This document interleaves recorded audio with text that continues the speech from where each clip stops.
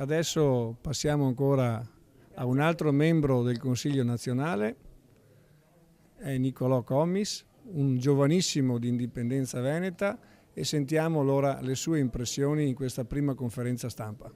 Buongiorno a tutti, le mie impressioni: da giovane c'è bisogno dell'indipendenza assolutamente. Io studio, ma se dovessi andare in cerca di un lavoro difficilmente penso che potrei trovarlo in rapido tempo.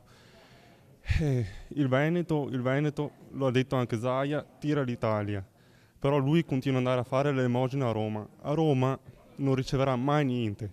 I soldi lui potrebbe averli benissimo senza problemi se portasse al voto il progetto di legge 342. Adesso la maggioranza c'è. Sappiamo che anche il nuovo centrodestra si è schierato a favore di questo progetto di legge. Non vedo perché rallentino i tempi per portarlo in consiglio regionale a votarlo. Il Veneto senza indipendenza non ce la può fare. Morirà insieme al resto dell'Italia.